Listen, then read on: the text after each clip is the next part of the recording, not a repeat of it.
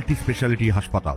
মেঘবেলা লাইভে আপনার পছন্দের টিভি চ্যানেলস সম্পূর্ণ বিনামূল্যে, শুধুমাত্র মেঘবেলা ব্রডব্যান্ডের কানেকশনের সঙ্গে। মেঘবেলা ব্রডব্যান্ড, বাংলার ঘরে ঘরে। আবারও বিস্ফোরক মন্তব্য করে শোরগোল তুললেন মালদা জেলা তৃণমূল সভাপতি আব্দুর রহিম বকশী। বিজেপিকে নিশানা করে তিনি হুঁশিয়ারি দিয়ে বলেন, তোমাকে বলে দিতে চাই, তুমি শুনে রাখো, সমস্ত মানুষ বাংলার তোমাকে বাংলাদেশি মনে হচ্ছে। আমরা যারা বাঙালি বাংলা ভাষায় কথা বলি, তোমার চোখে আমরা সবাই বাংলাদেশি। বন্ধ বিজেপি, চোখে চোখ দিয়ে বাঙালিদেরকে বাংলাদেশ ভাবছ, চোখ দুটো বের করে দিতে পারে। জেনে রাখো, অন্ধ বাংলা হবে না, তোমরা বাংলাদেশি ভাবতে না পারো। জেনে রাখো বন্ধ বিজেপি, হুঁশিয়ার করে দিচ্ছে তোমাদেরকে। বাঙালি মানে বাংলাদেশি নয়, বাঙালি মানে আমাদের কৃষ্টি, কালচার, সভ্যতা, সংস্কৃতি, বাংলায় থাকা ধর্মনিরপেক্ষতা, আমাদের সাম্প্রদায়িক সম্প্রীতি, সবকিছু নিয়ে আমরা বাঙালি জাতপাতের ঊর্ধ্বে বসবাস করি। আমরা হিন্দু চিনি না, আমরা মুসলিম চিনি না, আমরা জৈন চিনি না, আমরা খ্রিস্টান চিনি না, আমরা মানুষ হিসেবে আছি। তাই তোমাকে সাবধান করে দিচ্ছি, সাবধান হয়ে থাকো। আগামী দিনে রাস্তায় চলাফেরা আমাদের বন্ধ করে দেওয়া হবে। প্রসঙ্গত গত সোমবার বিকেলে মালদার কালিয়াচকের জালালপুর স্ট্যান্ডে আয়োজিত এক সংবর্ধনা সভার মঞ্চ থেকে এমনই কড়া ভাষায় আক্রমণ শানান তিনি। এদিকে এই মন্তব্যের পাল্টা বিজেপি জেলা সভাপতি অজয় গাঙ্গুলি বলেন,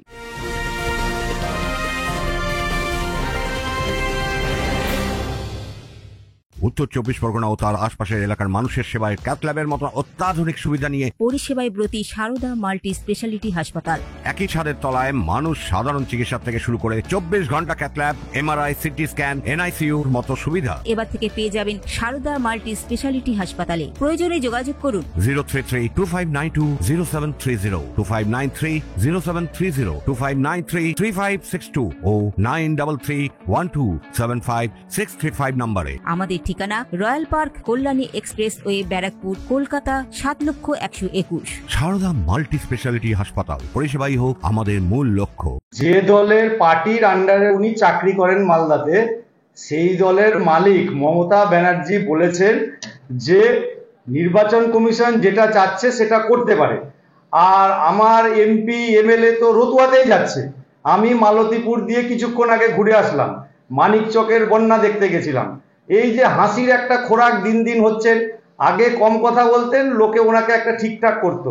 এখন কথাবার্তা বলার পরে ওর কর্মীরা, ওর লোকরা, ওর আশেপাশে আত্মীয় স্বজন এত হাসাহাসি করছে। সেদিন আমার সঙ্গে দেখা হওয়ার পরে ওর বাড়ির আত্মীয় এত হাসাহাসি করছে, আমি লজ্জায় পড়ে গেলাম।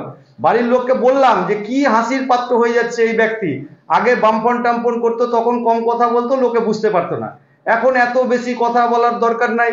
উনি যে কোম্পানির মালিকের আন্ডারে কাজ করেন, সেখানে মমতা ব্যানার্জি বলেছেন ইলেকশন কমিশন যা চাচ্ছে সেটাই হবে।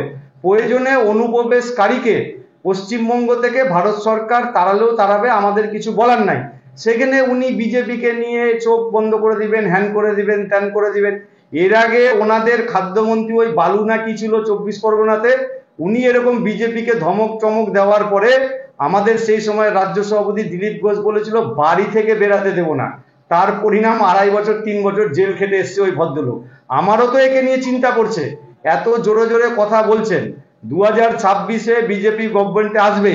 উনি এটা বলে রাখছেন কেন, প্রথমের দিকে যারা মারধর খাবে টাবে, উনি মনে হয় একটু শেষের দিকে এইটাতে থাকবেন, সেই জন্য এত চমকানি দিচ্ছেন আমার মনে হয়।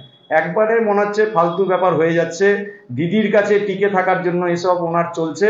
আমার মনে হয় ভগবান ওনার শুভ বুদ্ধি সম্পন্ন দিক, উনি এসব কথা না বলে মালদার পলিটিক্সে যে জাতীয় কথাবার্তা চলে এতদিন ধরে, সেটা বললেই মনে হয় ওনার পক্ষেই বেশি ভালো হবে। ঘটনাকে ঘিরে জেলার রাজনৈতিক মহলে নতুন করে তীব্রতা ছড়িয়েছে। তনুজ জৈনের রিপোর্ট, নিউজ বেঙ্গল টুডে।